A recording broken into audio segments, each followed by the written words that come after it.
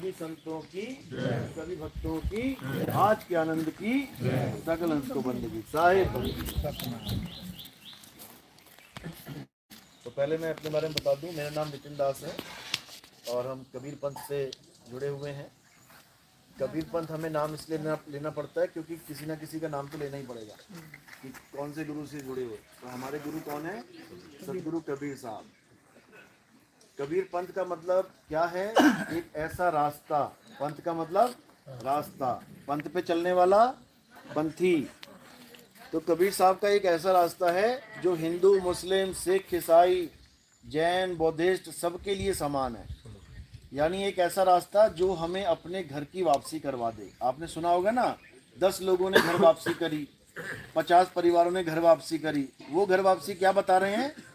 जैसे कोई मुसलमान हो गया तो वो हिंदू हो जाए दोबारा से, तो घर वापसी कह देते हैं, जबकि ये घर वापसी नहीं है। घर वापसी का मतलब है इस संसार में तुम कहाँ से आए हो, इस संसार में तुम कहाँ से आए हो, जहाँ से आए हो वहाँ वापसी अगर तुम्हारी हो जाए वापस, उसको कहते हैं घर वापसी। ये तुम अपने घर में नहीं हो। ये जो संसार है ये हमारे परमात्मा का संसार नहीं है। ये किसका संसार है? ये साक्षात मृत्यु लोक है। ये काल भगवान का संसार है और हर इंसान को, हर जीव को फांसी की सजा लगी हुई है। ये एक जेल है। आप कहाँ जा सकते हो इस जेल को छोड़ के? जाके दिखाओ, यहीं घूमोगे धरती पे। ये एक ऐसी जेल है कि इसमें सबको फांसी लगी हुई है। एक भी ऐसा आदमी नहीं है जिसको फांसी नहीं होगी। फांसी मतलब मौत। हाथ खड़ा करो जिसको मौत नहीं आएगी। सबको मौत आएगी, सबको। अटल है, बिल्कुल ये अटल है, मौत अटल है। इसी को समझना है, ये मौत अटल है, मृत्यु दंड अटल है, सबने मरना है। बच्चा पैदा ना भी हो उससे पहले मर जाएगा। माँ के गर्भ में मर जाते हैं कई, मर जाते हैं कि नहीं मर जाते? सब मरेंगे। यहाँ पापी भी मरेंगे, यहाँ भगत भी मरेंगे। आए हैं तो जाएंगे राजा रंक फकीर, एक सिंहासन चढ़ चले एक बंधे जंजीर। अब मरना तो सबने है, लेकिन मरने के दो तरीके हैं। एक सिंहासन चढ़ चले, एक के लिए तो सिंहासन आएगा कि भैया बैठो आराम से, अब तुम्हें वापस ले जाते हैं तुम्हारे घर, अब तुम्हें यहाँ आने की जरूरत नहीं है, आ लिए, जी लिए, मर लिए, जो करना था। और दूसरा, एक सिंहासन चढ़ चले एक बंधे जंजीर। अब उसको यमदूत आएंगे और जंजीर से बांध के लेके मारेंगे, कूटेंगे, फिर नरकों पे डालेंगे, फिर किसी माँ के गर्भ में डाल देंगे। इस दुनिया में आने का रास्ता क्या है? कहाँ से आते हैं दुनिया में लोग? क्या रास्ता है? माँ के गर्भ से। जैसे इस नर्सरी में आने का रास्ता ये है ना, मेन गेट, इधर से ही आना है सबने। इसी प्रकार इस दुनिया में आने का एक ही रास्ता है, माँ का गर्भ, और कोई रास्ता नहीं है। तो जो भी माँ के गर्भ में आता है उसने एक दिन संसार में जी के, खा पी के शरीर को छोड़ के चले जाना है। यानी शरीर की मृत्यु होनी ही होनी है। अब हमने क्या करना है बचने के लिए? बच सकता है कोई मौत से? कोई बच सकता है? हाथ खड़ा करो। एक बंदा बच सकता है, बिल्कुल बच सकता है, इसीलिए तो हाथ खड़ा किया है। हाथ खड़ा किया है इसीलिए बच सकता है। समझ लो, गोलियां चल रही हैं, धनाधन धनाधन गोलियां चल रही हैं, उसमें से निकल के जाना है। क्या बचेगा कोई? निकल बच सकता है? बच सकता है। बुलेट प्रूफ जैकेट पहन ले, बुलेट प्रूफ जैकेट पहन ले और निकल जाए। हाँ, तो बचाने का रास्ता बताया जा रहा है। तो बचने का केवल एक ही रास्ता है, मरने से बचने का एक ही रास्ता है। क्या रास्ता है? तुम ये जान लो कि तुम कौन हो। जब तुम ये जान लोगे कि मैं कौन हूं, उसके बाद तुम्हारी कभी मौत ही नहीं होगी। अभी क्या हुआ है? अभी हम ये जान बैठे हैं कि मैं एक आदमी हूं। लड़कियां हैं, औरतें हैं, ये जान बैठी हैं कि मैं एक औरत हूं। जब तक आप ये मान के जान के बैठे हो कि मैं एक आदमी हूं, मैं एक औरत हूं, तो आपकी मृत्यु होनी होनी है, क्योंकि हर आदमी मरेगा, हर औरत मरेगी। अब बचने का क्या रास्ता है? तुम ये जान लो कि तुम एक आत्मा हो। समझ में आई बात? अगर तुमने ये मान लिया कि मैं एक औरत हूं या मैं एक आदमी हूं तो 101% मरोगे, क्योंकि यहां सारे आदमी और औरत मरने के लिए ही पैदा होते हैं। लेकिन अगर तुमने ये जान लिया कि मैं एक आत्मा हूं, अब बताओ आत्मा कब मरेगी? बस यही एक फार्मूला है बचने का। यही एक फार्मूला है बचने का कि आप ये जान जाओ कि आप एक आत्मा हो। जब आपने ये जान लिया कि मैं एक आत्मा हूं, अब बताओ तुम्हें कौन मारेगा? ना तुम्हें गोली मार सकती है, ना तुम्हें तलवार काट सकती है, ना तुम्हें आग जला सकती है, ना तुम्हें पानी डुबो सकता है, क्योंकि तुम शरीर रहे ही नहीं। आत्मा आत्मा तुमसे कही है? आत्मा में इनके गोल लागी कोई। हाँ, ये तो तब समझ में आएगा ना जब ये जानोगे कि मैं एक आत्मा हूं। अगर तुम ये केवल बोल रहे हो कि मैं एक आत्मा हूं और गोली लग रही है तुम्हारी हालत खराब हो जाएगी, क्योंकि तुम अपने आप को शरीर माने बैठे हो और शरीर मरेगा तो तुम्हें लगेगा हाय मैं मर गया। बस यही फर्क है। शरीर क्या है? हमारे कपड़े हैं। ये कपड़े कैसे हैं? कॉटन के, नाइलॉन के, सूती के, रेशम के। और ये कपड़े कौन से हैं? ये 5 तत्व के कपड़े हैं। ये शरीर कितने तत्वों का है? 5 तत्वों का। अब ये कपड़े, यानी ये कपड़े अगर फट जाएं, जल जाएं, गल जाएं तो मुझे कोई फर्क पड़ रहा है क्या? कोई फर्क नहीं है, नया ओढ़ देंगे। अब ये कपड़े जो हैं, ये मिट्टी वाला कपड़ा अगर ये छूट जाए तो मुझे ये लगता है कि मैं मर गया। बस यही भरम है। इस भरम में किसने फंसा रखा है? माया ने भरम डाल रखा है। भरम का पर्दा है एक, हमें भ्रमित किया हुआ है कि तू एक दिन मरेगा, और हम क्या बोल के बैठे? ये तो अटल सत्य है। क्या? मैं तो मरूंगा। अरे ये सबसे बड़ा झूठ है। ये संसार का सबसे बड़ा झूठ है कि तुम मरोगे। गाते क्या हो? ईश्वर अंश जीव अविनाशी। अविनाशी का मतलब क्या होता है? अविनाशी का मतलब है जो कभी जिसका विनाश हो ही ना। तो जो अविनाशी जीव है वो मरेगा कब? कभी नहीं मर सकता।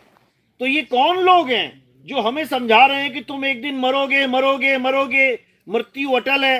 अरे भाई, मरेगा वो जो अपने आप को शरीर मानता है, जो अपने आप को आत्मा करके जानता है, वो कभी नहीं मरेगा।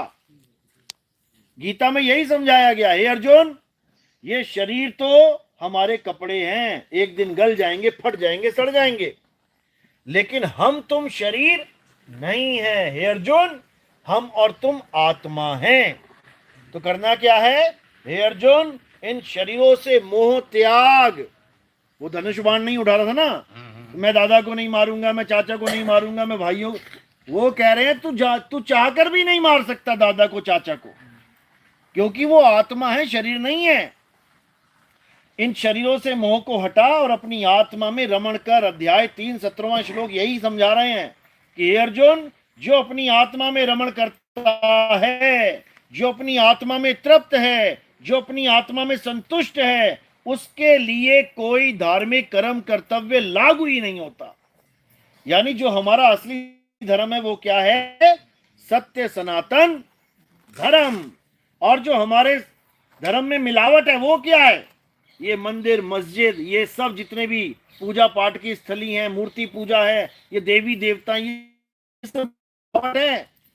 जो हमारा सत्य सनातन धर्म है वो क्या है? केवल आत्मा को जानना है। आत्मा, अचल आत्मा को जानना ही सनातन धर्म है। अध्याय 2 24वां श्लोक। हे अर्जुन, ये आत्मा अचल है, अडोल है, ये आत्मा सत्य सनातन है। इसी आत्मा को जानना हर इंसान का परम कर्तव्य है। इस दुनिया में आने का एक ही लक्ष्य है। क्या लक्ष्य है? इंसान जन्म पाने का एक ही लक्ष्य है। क्या लक्ष्य है? अपनी आत्मा को जान लो। पत्थर नहीं पूजने हैं। पत्थर चल नहीं सकता, बोल नहीं सकता, हिल नहीं सकता, डुल नहीं सकता। तुम हिल भी सकते हो, डुल भी सकते हो, बोल भी सकते हो, चल भी सकते हो। तुम्हारी कीमत ज्यादा है कि पत्थर की? इस आत्मा की कीमत है। ये आत्मा अनमोल है, इसका कोई मोल नहीं है। पत्थर टूट गए ना, नया भगवान आ जाएगा, और तुम्हारी गर्दन कट गई, कहां से लेके आएंगे तुम्हें? समझो। यानी अगर कोई इस दुनिया में भगवान है तो वो आत्मा ही है। हे अर्जुन, आत्मा अखंड है, अचल है, अडोल है। आत्मा ही परम सत्य है। जो आत्मा को जान लेते हैं वो जन्म मरण के रोग से निकल जाते हैं, खत्म हो जाता है खेल उनका। तो बार बार नहीं आएंगे माँ के गर्भ में उल्टा लटक के, फिर पता नहीं कैसी माँ मिल गई, काली पीली गोरी कैसी मिल जाएगी क्या पता। जैसी मिल गई उसी को माँ माँ माँ करते फिरोगे, समझे? तो इसी को समझना। अभी तो इंसान का जन्म मिल गया तो 2 हाथ 2 पैर हैं। क्यों? तुम्हारी माँ और पिता के 2 हाथ 2 पैर थे। और जब मिल जाएगा भैंस का जन्म, कुत्ते का जन्म, चींटी का जन्म, फिर तुम्हारे पैर भी 4 हो जाएंगे, चींटी के पैर 6 हो जाएंगे। मकड़ी का जन्म मिल गया तो पैर 8 हो जाएंगे। और वो कन खुजरुए वाले मिल गया फिर 32 जोड़ी लेके घूमोगे फिर। तो इन सब काल के जाल से, इन सब शरीरों देहों के जाल से बचने का एक ही रास्ता है, अपनी आत्मा को जान लो। मरने से पहले, शरीर त्यागने से पहले जो अपनी आत्मा को जान लेते हैं वो अपनी आत्मा में स्थित हो जाते हैं। शरीर गिर जाता है और जीव अपनी आत्मा में स्थित हो जाता है। जैसे ये पत्ते हैं, लहला रहे हैं, एक पत्ता गिरेगा, पत्ता तो गिर गया, लेकिन जो डाल है, डाल वहीं रहेगी, अचल है। पत्ता गिर गया, डाल वहीं है। इसी प्रकार तुमने क्या करना है, ये पत्ता गिरने दो, तुम डाल तक पहुंच जाओ, यानी अपनी आत्मा तक पहुंच जाओ। आत्मा के नाम तो सुना ना सबने? अपनी अपनी आत्मा लेके आए हो सब? घर तो नहीं रहेगी किसी की? देख लो, हाथ लगा के चेक कर लो, एक रहेगी हो किसी की? हाँ, ये है बात। हाँ, अगर आत्मा कहीं छूट गई रास्ते में, तुम ही छूट जाओगे वहीं पे। फिर 4 लोग आएंगे तुम्हें छोड़ने के लिए शमशान घाट। तो ये आत्मा ही सत्य है। आत्मा के द्वारा ही ये शरीर सारे काम कर रहा है। तुम्हारे शरीर आत्मा की वजह से चल रहा है। राम जी का शरीर किसकी वजह से चल रहा है? आत्मा की वजह से। कृष्ण जी का शरीर किसकी वजह से चल रहा है? आत्मा की वजह से। सबका शरीर किसकी वजह से चल रहा है? आत्मा की वजह से। यानी हर शरीर को चलाने वाला कौन है? आत्मा है। यानी आत्मा करंट मानो, और शरीर को पंखा, बल्ब, ट्यूबलाइट, हीटर, गीजर, कितना कुछ पड़ा है तुम्हारे घर में, लेकिन एक तार में करंट ना आ रहा हो तो बताओ क्या चलेगा? कुछ भी नहीं चलेगा। इसी प्रकार राम जी का शरीर, हनुमान जी का शरीर, माता का शरीर, शंकर जी का शरीर, मेरा शरीर, तेरा शरीर, हाथी, घोड़ा, कुत्ता, बिल्ली, सारे शरीर किसकी वजह से चल रहे हैं? तो आत्मा की वजह से। यानी आत्मा सत्य है और शरीर असत्य है। आत्मा के बिना शरीर की कोई कीमत नहीं है। समझो, शादी करनी है लड़के की, लेके जाते हो क्या देखने के लिए? शरीर देखने के। हाँ, लड़की बहुत सुंदर है, हमारी बहू बनेगी, और बहू बना के ले आए, अगले दिन मर गई। अब क्या करोगे उसके शरीर का? अब क्या करोगे? आग में डाल दोगे। तो किसकी कीमत थी? अब कहीं पीछे पीछे ना आ जाए, समझ लो। उसके बाद शक हो गया ना कि नहीं, बाप शायद घर में आगे तो कील ठुकवाएंगे, नाल ठुकवाएंगे कि बापू घर ना घुस जाए। बाप के घर में बाप को ही ना घुसने देंगे। तो ये आत्मा का खेल है भाई। इसी आत्मा को जानने के लिए सब संतों ने मुहिम चलाए हैं। ये बड़े बड़े संत जो तुम्हें दिख रहे हैं, ये तो माया इकट्ठी करने के लिए बैठे हैं। आत्मा वो निकलते थे, कहां तक जाते थे? मक्का मदीना पहुंच गए टहलते टहलते, बाबा नानक जैसे। कबीर साहब ने कोई जगह ही नहीं छोड़ी घूमते घूमते। जगजीवन साहब ने पूरा जगह ही नाप लिया। क्यों? क्योंकि उनके पास इतना समय था ही नहीं कि आश्रम बना के आराम करें। उनके पास एक मैसेज था, एक संदेश था कि कितने ज्यादा लोगों को मैं बता दूं कि अपनी आत्मा को पहचान ले, नहीं तो ये जीव की अंत में दुर्गति होगी। इसलिए उन्होंने आश्रम तक नहीं बनाए, कभी रुक के नहीं देखा। जैसे नदी है ना, बताओ कहां रुक रही है? बता दो कहीं रुकी हो? वो तो पहाड़ से चलती है समुद्र तक, पता नहीं कितनों को जल पिलाती जाती है। ऐसे ही संत महात्मा चलते जाते हैं कि पता नहीं कौन सा मालिक का जीव परमात्मा को खोजने के लिए बैठा है, उसको मैं ये संदेशा पहुंचा दूं ताकि उसका अंत समय दुर्गति में ना जाए। क्योंकि जब अंत समय आएगा ना, ये बाप भाई, ये बॉडीगार्ड, मेरे 20 बॉडीगार्ड है, एक ना बचा पाएगा। यमदूत वहीं ले जाएंगे खींच के। और कहां से लेके जाएंगे? किस घर में रहते हो तुम? इस काया रूपी घर में रहते हो। इस घर के 10 दरवाजे हैं, 9 खुले हैं, एक बंद है। जो बंद है उसमें 4, 5, 6, 7, 8 और पीछे 9, ये 9 84 में जाने के दरवाजे हैं। कुत्ता, बिल्ली, हाथी, घोड़ा, ये सब बन जाओगे जाके। जो मेन दरवाजा है उस पे ताला लगा रखा है, उस पे ताला लगा रखा है। ये हमारा देश नहीं है। अरे रहना, ये हमारा देश नहीं है। अरे रहना नहीं, बेगाना है। ये धरती कागज की पुड़िया और बूंद पड़े घुल जाना है। सुबह सुबह अखबार देखो आप, कितना कड़कड़ाता है। उसी अखबार पानी में डाल देना, बाल्टी भर पानी में, कैसा हो जाएगा? गल जाएगा उसी वक्त। ये मिट्टी कैसी लग रही है? बहुत ठोस है ना। अभी 10 दिन पानी पड़ जाए ना इस पे लगातार, यहाँ पैर रगड़े वो जगह नहीं मिलेगी। ये सारे मकान सब पानी में चले जाएंगे। क्यों? क्योंकि ये गल जाएगी। ये धरती कागज की पुड़िया और बूंद पड़े घुल जाना है, रहना नहीं देश बेगाना है। ये संसार झाड़ और झाकड़, देखो क्या दिख रहा है तुम्हें? झाड़ झाकड़ ही दिख रहा है ना। ये झाड़ झाकड़ का ही संसार है। ये तो तुमने बिल्डिंगें बना ली, ये तो इंसानों ने शहर बना लिए, बड़े बड़े शहर बना लिए। अब कह रहा है मैं नहीं छोड़ूंगा इस दुनिया को। ये सारे शहर दब जाएंगे मिट्टी में एक दिन, उसके बाद फिर झाड़ झाकड़ रह जाएगा। अब रहो बेटा बंदरों की तरह पेड़ों में। समझो, ये संसार झाड़ और झाकड़, अरे उलझ पुलझ मर जाना है, रहना नहीं देश बेगाना है। फिर क्या कह रहे हैं? कहे कबीर सुनो भाई साधो, अरे सतगुरु नाम ठिकाना है, रहना नहीं देश बेगाना है। यानी जो तुम्हें नाम दिया जाता है संतों के द्वारा, उस नाम में ही तुम्हारा ठिकाना है। यानी तुम्हारा असली घर कहाँ है? गुरु के द्वारा दिया गया नाम, वो नाम ठिकाना है। वो नाम कोई जपने वाला नाम नहीं है कि हिंदू है तो राम राम जप ले, मुसलमान है तो अल्लाह अल्लाह जप ले, वाहिगुरु वाहिगुरु जप ले, गॉड गॉड, कुछ नहीं जपना। नाम है जप में, नाम है तप में, ना एकांत निवास में, और मोह को कहाँ ढूंढे रे बंदे, मैं तो तेरे पास में। वो परमात्मा बिल्कुल पास है। आत्मा कितनी दूर है तुमसे? आत्मा कितनी दूर है? 2-4 किलोमीटर दूर तो नहीं है, बिल्कुल पास में है। बिल्कुल पंखा चल रहा है तो करंट पास में है, तुम चल रहे हो तो आत्मा पास में है। बस तुम्हें उस आत्मा का ज्ञान प्राप्त करना है कि गुरुजी मैं कैसे चल रहा हूं, मैं कैसे चल रहा हूं, मैं कैसे बोल रहा हूं, ये ताकत आ कहां से रही है। बस उस आत्मा को जानना है, फिर उस आत्मा में रमण करना है। हे अर्जुन, जो अपनी आत्मा में रमण करते हैं, जो अपनी आत्मा में तृप्त हैं, जो अपनी आत्मा में संतुष्ट हैं, उनके लिए कोई धार्मिक कर्म करते हुए लागू नहीं होता। उसको किसी बाबा को मनाने की जरूरत नहीं, उसे किसी माता को मनाने की जरूरत नहीं। कोई तुमसे नाराज थोड़ी नहीं हुआ बैठा है, तुम मनाने में लगे हो। अपनी आत्मा को जानो, और जो अपनी आत्मा को जान लेता है वो परमात्मा को जान लेता है, क्योंकि परमात्मा का वास तुम्हारी आत्मा में है। और बाहर क्या है? ये माया है, ये माया है। इसी में उलझे सारे संसार में लोग।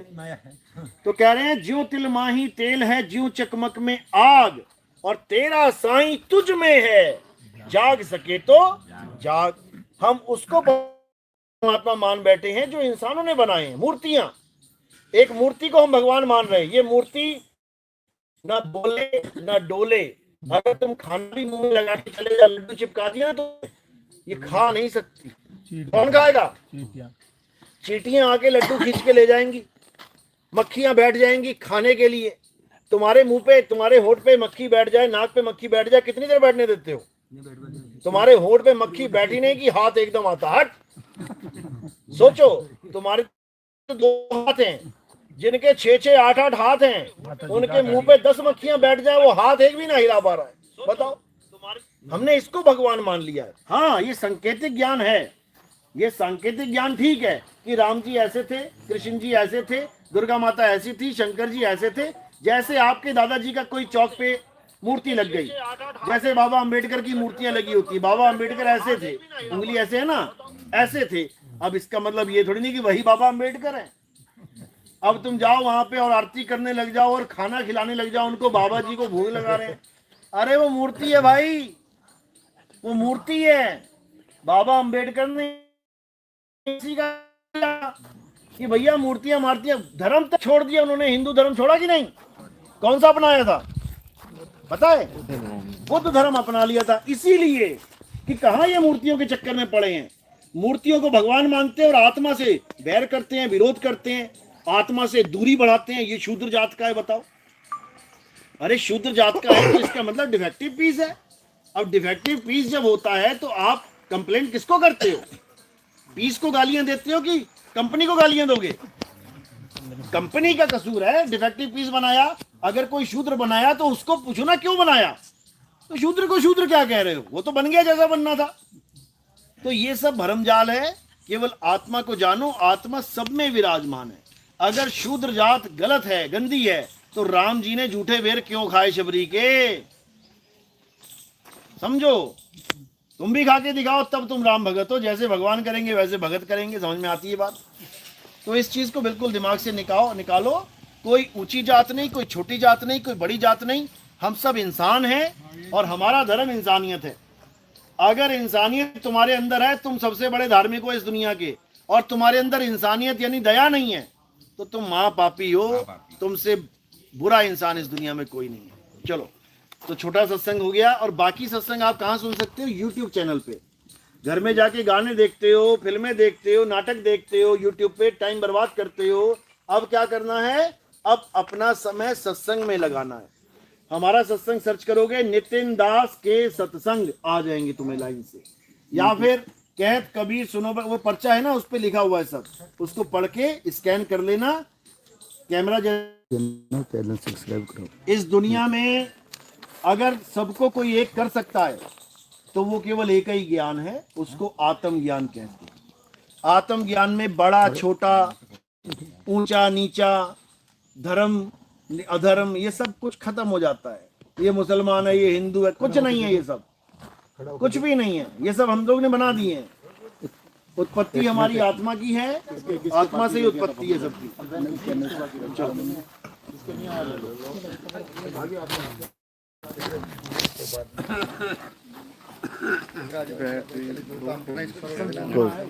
नहीं ये